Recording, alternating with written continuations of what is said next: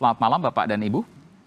Selamat malam. Ya, banyak dari kita tidak menyadari bahwa dengan adanya sampah bisa menyebabkan ujungnya adalah perubahan iklim yang akan memunculkan korban jiwa, akan memunculkan kematian dan lain sebagainya. Banyak dari kita yang tidak sama sekali menyadari akan hal itu. Tapi saya ingin tanya sebelum ke sana, kalau tadi saya sempat putarkan, saya tanya ke Pak Rofi dulu. Tadi sempat kita putarkan ada kuda laut yang memeluk korek kuping atau cotton buds gitu ya. Kita juga pernah melihat ada penyu yang kemudian tertusuk sedotan. Ada juga burung di sekitar laut atau pantai yang kemudian terikat tali masker. Apa yang terjadi dengan sampah kita akhir-akhir ini, Pak Rofi? Baik, terima kasih Mas Aiman. Sebelum menjawab itu, saya ingin sampaikan bahwa persoalan sampah di laut itu sebetulnya bermula dari pengelolaan kita di darat yang belum baik, belum sepenuhnya baik. Data menyebutkan bahwa 80% sampah di laut itu berasal dari darat sebetulnya. Hanya kurang dari 20% dari aktivitas di laut. Nah, jadi di satu sisi pemerintah memang menyadari belum sepenuhnya pengelolaan sampah di darat ini bisa terlaksana dengan baik. Masih banyak kebocoran-kebocoran yang ujungnya sampai ke lingkungan. Tadi seperti disampaikan data menyebutkan sangat jelas tadi disebutkan bahwa memang masih banyak sampah plastik yang masuk ke laut. Dan itu tentu tadi penggambaran yang sangat baik ya bagaimana spesies di laut atau ikan atau yang lainnya berubah ya, artinya betul, karena mati dan lain sebagainya, punah dan lain sebagainya, bisa saja seperti itu ya Pak Rofi ya? Betul, yang dramatis mungkin kalau kita ingat beberapa tahun atau 2 tahun yang lalu ada paus yang mati di Wakatobi, ternyata setelah dilihat di dalam perutnya itu lebih dari 9 kilogram. Luar biasa, plastik. Luar biasa. Karena paus kan tidak bisa membedakan apakah itu plankton, apakah itu plastik, dia termakan lah. Gitu. Dan semakin banyak biota laut yang mati itu pasti keniscayaan akan mengubah iklim. Ya, sedikit berbeda konteksnya. Kalau perubahan iklim itu mungkin karena pengelolaan sampah yang tidak baik itu kan juga menimbulkan emisi metan dan seterusnya. Artinya gas rumah kaca. Dan itu berpengaruh terhadap perubahan iklim. Termasuk juga perubahan ekosistem di laut. Demikian juga Pak Rofi ya? Oh tentu, ya betul. Iya, ini yang menjadi tantangan kita. Saya ke Ibu Sri. Ibu Sri, tentu ini juga menjadi sebuah kepedulian, concern kita semua. Karena harus dimulai sejak dini. Apa yang dilakukan Kemendikbud terkait hal ini? Ya, terima kasih Mas Aiman. Selamat malam semuanya. Selamat malam. Terkait dengan sampah, memang harus ada upaya-upaya. Terutama kepada sektor pendidikan. Dunia pendidikan ini harus tentunya seperti yang tadi Pak Rofi sampaikan ya, 80% ini sampah ada di darat, berpindah ke laut. Ini perlu perubahan 80% sampah itu di darat sebenarnya, jadi bukan dibuang di laut ya, bukan ujuk-ujuk di laut ini. Bukan ujuk-ujuk ke laut, ada di darat, tetapi ini secara otomatis akan berpindah ke laut. Betul. Dan ini tentunya dipengaruhi oleh perilaku kita semua. Nah, bagaimana mengubah perilaku itu? Tentunya perlu upaya. Kami di pendidikan, upaya yang kami lakukan adalah melalui peserta didik. Khususnya. Kenapa? Karena memang kami harus mengenalkan terlebih dahulu tentang apa itu, kita harus memahami tentang laut, bagaimana potensi kekayaan alam Indonesia yang luar biasa, termasuk potensi maritim. Anak-anak harus ditumbuhkan rasa cinta terhadap negerinya, terhadap Indonesia yang memiliki kekayaan dari potensi sumber daya alam, khususnya laut. Terus juga perlu dikenalkan terhadap kondisi laut Indonesia yang indah, yang tentunya ini juga tidak hanya indah, tetapi juga sayang sekarang ini mulai tercemar dengan keberadaan sampah-sampah yang tidak kita bayangkan. Jadi kalau Ibu punya data mungkin di laut Indonesia ini sekitar pantainya berapa persen yang tercemar sampah dari darat? Kami secara data belum memiliki ya berapa jumlah pantai yang tercemar laut. Mudah-mudahan ini kawan-kawan Pak Rofi juga nanti bisa menyampaikan terkait data itu. Namun artinya yang perlu kami lakukan adalah mengedukasi peserta didik sejak dini. Menanamkan rasa cinta itu terlebih dahulu. Caranya gimana Bu Sri? Caranya ya mengenalkan laut. Mengenalkan laut bahwa siswa harus memahami esensi laut itu sendiri sebagai bagian dari kehidupan kita manusia. Apa itu esensi laut? Di mana laut dan isinya air dan ekosistem di dalamnya, termasuk biota yang hidup di dalamnya, serta air itu sumbernya dari mana saja dan akan bermuara kemana. Mencintai dulu esensi laut, sehingga dengan cinta tentunya kami akan jauh lebih mudah masuk ke dalamnya. Memang perlu upaya kita semua. Merubah paradigma cinta itu tidak mudah. Jadi mengenalkan dulu untuk kemudian mencintai, setelah itu baru kemudian menjaga. Itu yang kemudian menjadi tujuan akhir. Betul, karena semuanya harus berangkat dari cinta dulu kepada lingkungan sebagai bagian literasi yang selalu kami kuatkan. Saya ingin kemudian menyampaikan apa yang kemudian dimiliki oleh warga di negara kita terkait dengan sampah. Seberapa banyak sesungguhnya dari mereka yang belum mengetahui bahwa bahaya ini akan terkandung mungkin 10 tahun, 20 tahun ke depan, anak cucu kita mungkin nanti ke depan, dan akan bisa memunculkan korban jiwa yang dahsyat ketika itu tidak dijaga, ketika laut tidak dijaga. Benarkah itu? Saya akan kembali nanti pas jeda bersama dengan Pak Rofi dari Kemenko Marinvest dan juga Ibu Sri dari Kemendikbud. Saat lagi, saudara. Soal sampah terkait terlebih di laut, saudara. Masih bersama kami, Rofi Al-Hanif, Asisten Deputi Bidang Pengelolaan Sampah dan Limbah, Kemenko Kemaritiman dan Investasi, juga Sri Wahyuningsi, Direktur Sekolah Dasar Kementerian Pendidikan, Kebudayaan, Riset, dan Teknologi. Saya ke Pak Rofi dulu. Pak Rofi, adakah data di Indonesia ini berapa persen sih masyarakat yang masih nggak peduli? Saya buang sampah sembarangan, saya nggak peduli, pokoknya yang penting sampah di rumah saya nggak ada, buangnya kemana aja? Ya, baik Mas Aiman. Ada data yang menarik dari BPS tahun 2019 ke 2020 gitu, yang menyatakan bahwa indeks ketidakpedulian masyarakat terhadap lingkungan itu di Indonesia itu kurang lebih 72%. 70%? Itu lebih dari 50%, mayoritas berarti masyarakat kita.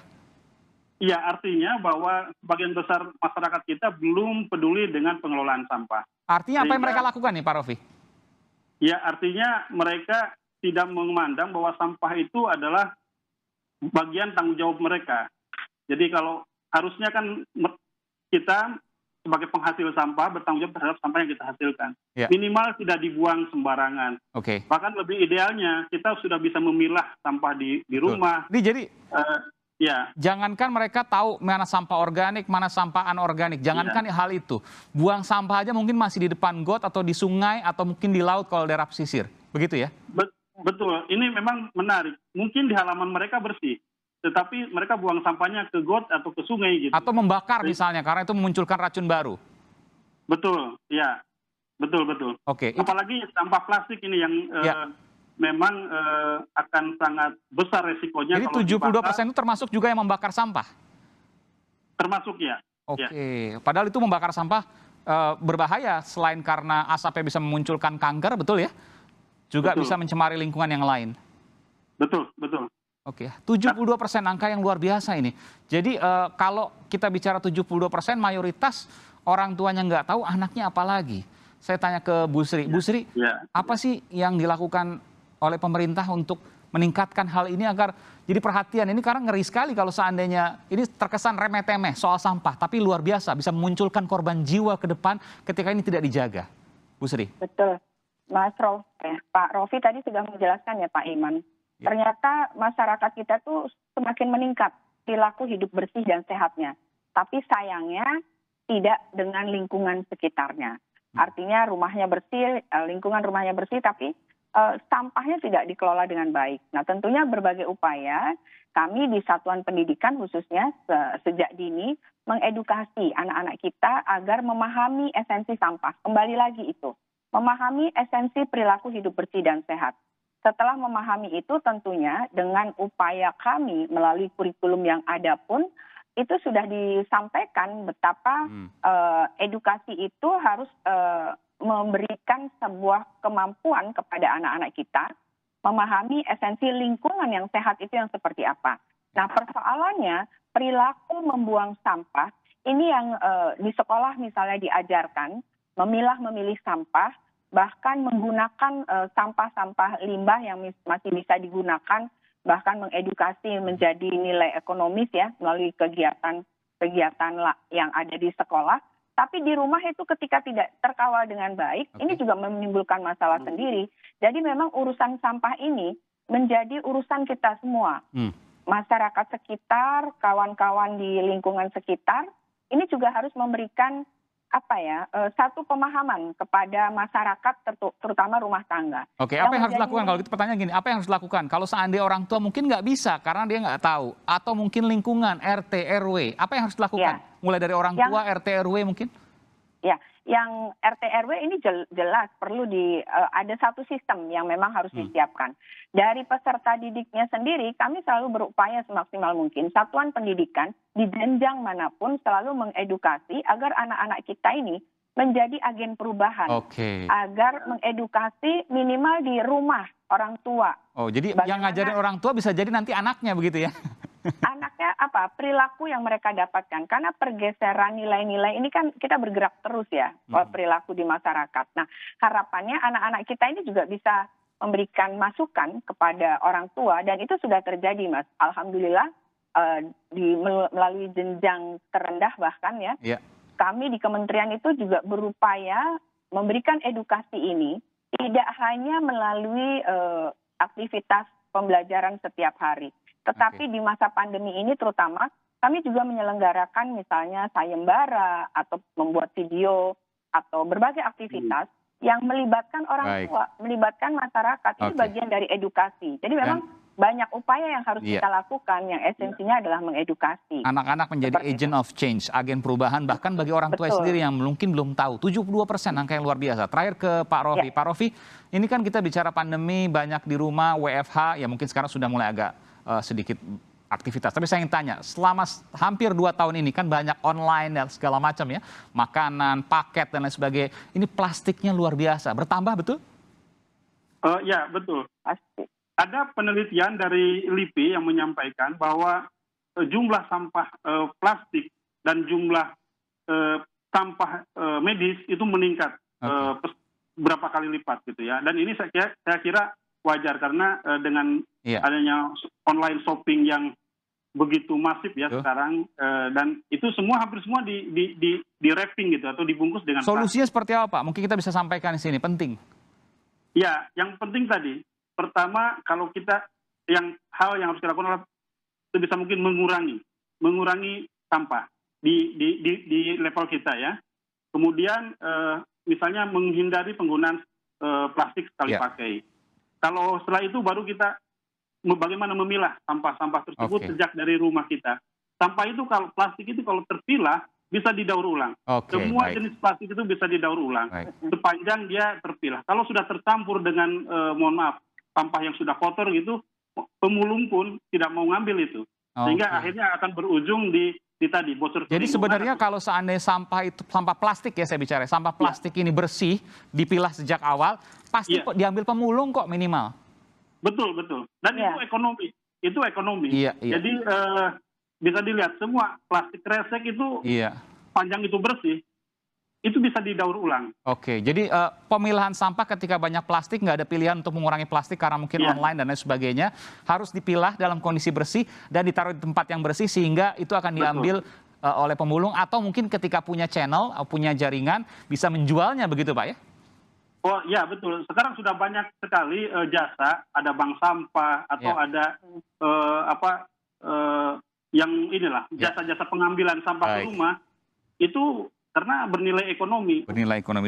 Dan cukup menjanjikan kalau angkanya memang dikumpulkan sekian banyak ya. Betul.